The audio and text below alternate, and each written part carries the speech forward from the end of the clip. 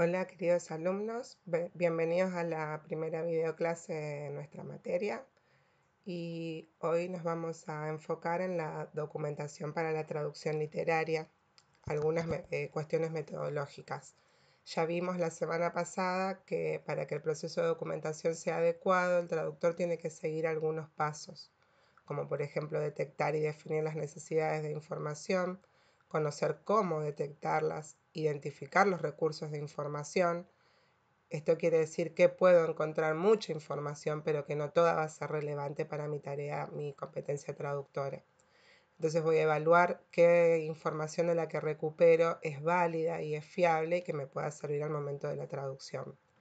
Y toda esta información que yo recabe me va a servir para agregar una base de datos donde yo después pueda volver a utilizarla si es requerida.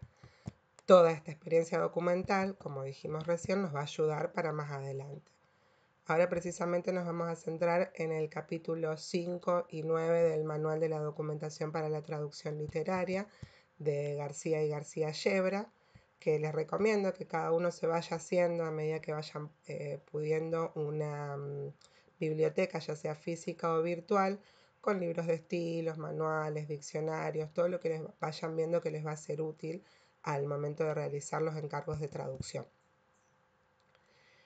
Ahora nos vamos a centrar entonces en cómo tiene que ser el traductor literario. El traductor literario es diferente al traductor técnico, al traductor científico, porque tiene que ser más creativo. Entra mucho la creatividad en esta labor. ¿Por qué? Porque la creatividad del traductor en resolver los problemas va a tener una implicancia en la calidad del producto final. Entonces el traductor tiene que desarrollar la competencia traductora.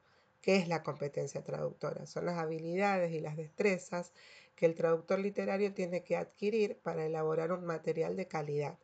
Es una competencia que va más allá de hablar dos idiomas y de ser sumamente hábil en los dos idiomas, en el del texto original y el texto meta. Y también tiene que saber desarrollar su competencia documental. ¿Qué es la competencia documental? Brevemente es la capacidad de buscar, gestionar y seleccionar la información que va a ser relevante para nuestra tarea, para el encargo de traducción que tenemos que llevar adelante. La competencia traductora nos habla en cierta medida del saber enciclopédico, de la cultura general que tiene que tener el traductor. También nos habla de que la tenemos que desarrollar a nuestra intuición lingüística. Esto quiere decir que yo voy a leer la obra y tengo que ser capaz de encontrar cuáles son los problemas del lenguaje que puede presentar la obra en el momento de realizar la traducción. Entonces así poder hallar los problemas para resolverlos, las soluciones. Entonces tengo que conocer el sistema literario y cultural, no solo de la lengua original, también de la lengua meta. Y también debo conocer los diferentes géneros literarios. Hay que poseer también la capacidad de localizar y de utilizar las herramientas documentales que son inherentes a la traducción. Hay mucha información y no toda es válida, no toda va a ser importante.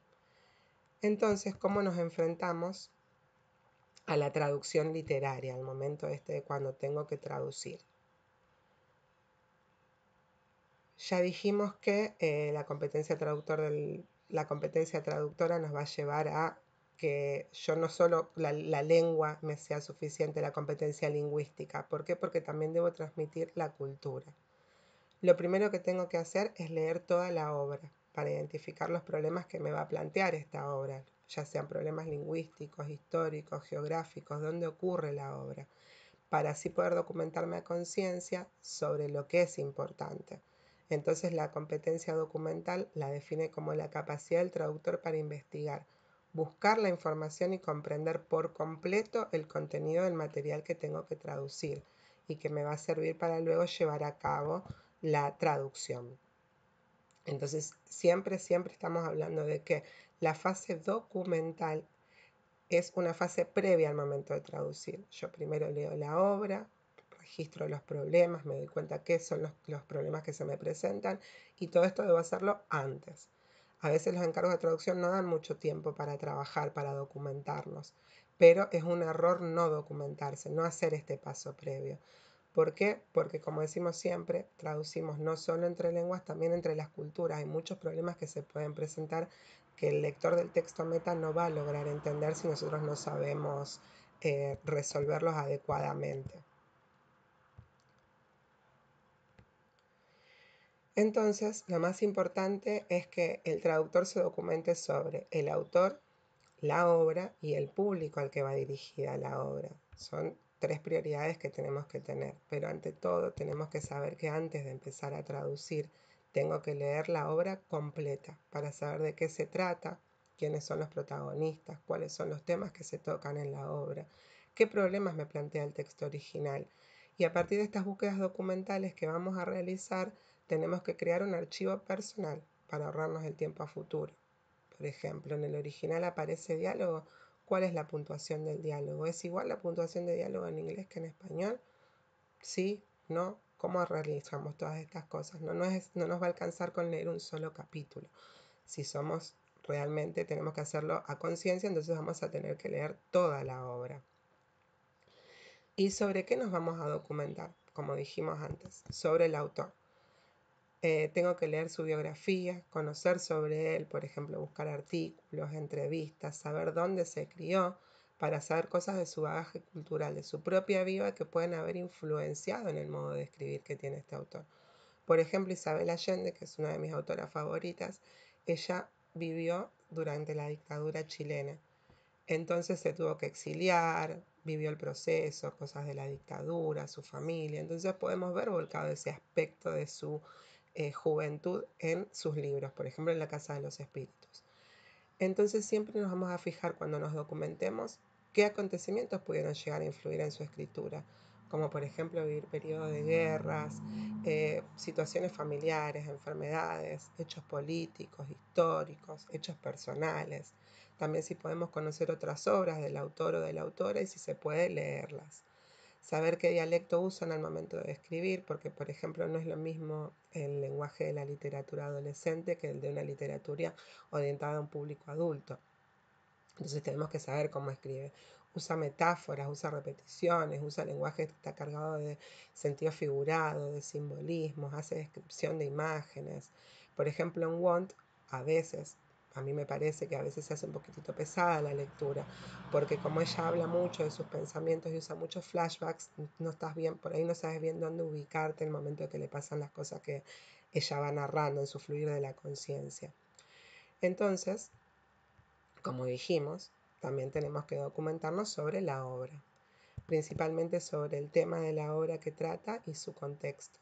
Por ejemplo, si es una historia de amor, de venganza, de odio, de las luchas entre las clases, de las diferencias sociales.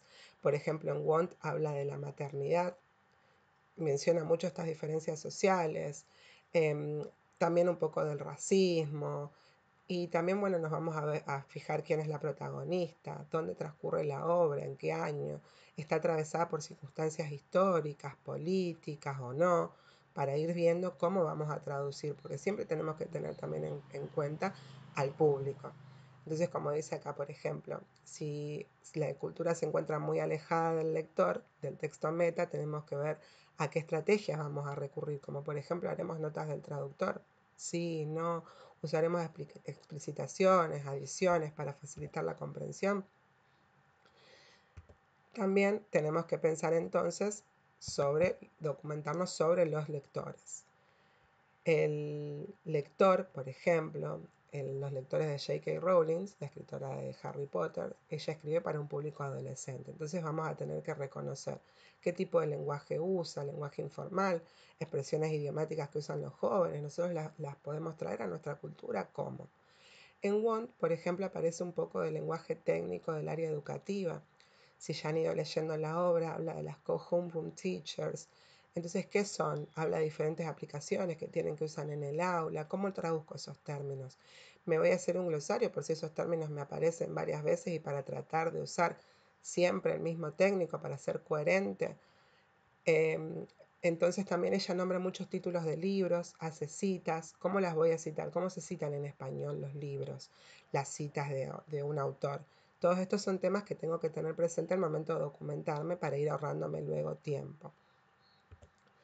Todos estos aspectos entonces dijimos que nos tienen que servir al profesional de la traducción para realizar un trabajo de calidad. Los debo tener en cuenta para usarlas, para aplicar las soluciones que vea conveniente.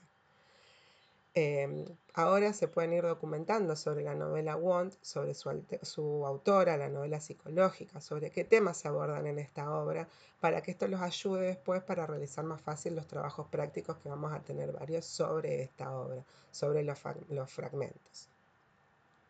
Después podemos hablar sobre el archivo personal que debe tener el autor incluido en su biblioteca, principalmente sobre el idioma en los que es experto, en el inglés y en el español en nuestro caso, sobre los temas que me puedo llegar a especializar, si me voy a especializar en la traducción técnica. Por ejemplo, leí que una de las alumnas, no me acuerdo si es kinesióloga, y ella seguramente se especializará en traducción técnica de su área de medicina. Tendrá diccionarios acordes, monolingües, bilingües. Si traduce papers, bueno, se embeberá en todo ese tema. El que se dedica a la traducción literaria, si por ejemplo se dedica a traducir un autor a diferentes corrientes, ir armando archivos para tener todo ordenado y clasificado e ir volviendo a esos temas que le corresponden cuando haga la traducción. Después también debo conocer mucho sobre el autor y sobre el género literario específico que vamos a tratar. Entonces me voy a documentar sobre ello también, teniendo mi propia base de datos, porque puede ocurrir que después te pidan una traducción del mismo autor, de otra obra. Entonces voy a leer todo lo que pueda encontrar, no solo las biografías autorizadas, sino también entrevistas, notas de diarios, la forma en la que escribe, los recursos literarios que suele usar, qué características tiene en su estilo, el vocabulario que emplea, aborda temas recurrentes. Y voy a recopilar biografías, autobiografías, entrevistas, páginas web, declaraciones, siempre teniendo en cuenta la fiabilidad del material que busco. Tengo que ver que realmente sea cierto, porque a veces cualquiera puede poner cualquier cosa, entonces tenemos que ver la fiabilidad, la confiabilidad del material que estamos viendo. El traductor puede valerse para traducir también la obra de enciclopedias del país de origen del autor, de revistas, de libros de viajes, de guías turísticas. Puede pasar que, por ejemplo, se nombren, no sé, calles, plazas, estaciones. ¿Cómo las voy a llevar al texto meta? ¿Las voy a dejar en inglés? ¿Las voy a traducir? ¿Cuál es lo que se hace? ¿Cómo es lo que se realiza cuando aparecen estas cosas? Entonces también, por ejemplo, puedo valerme de diccionarios especializados, de sitios web de internet, siempre verificando la fiabilidad de los sitios que voy encontrando. Sobre el lenguaje, es bueno tener bases de datos terminológicas, bases especializadas en temas completos. Siempre yo recomiendo que se hagan un glosario, nos ahorra mucho tiempo. Por ejemplo, Homeroom Teacher, bueno, busco esta problemática, ¿cómo la resuelvo? Hay un término que se usa en el texto meta, que en el área de educación, ¿existe esto? ¿No existe? ¿Cómo lo resuelvo? Haré una expansión, una explicitación, una nota del traductor, lo que sea, pero después tengo que ser coherente cada vez que aparezca este término, ¿cómo lo voy a volver a usar? También pueden tener diccionarios monolingües, bilingües, técnicos, de sinónimos, de antónimos, y pueden recurrir a sitios web como proceta.com, Word Reference, la RAE. Y bueno, esto mayormente es un resumen del material teórico que van a ver esta semana. Espero que puedan verlo. Y bueno, cualquier cosa estamos en contacto a través del foro de la plataforma educativa. Les deseo una buena semana y estoy a su disposición por cualquier eventualidad, cualquier duda que tengan.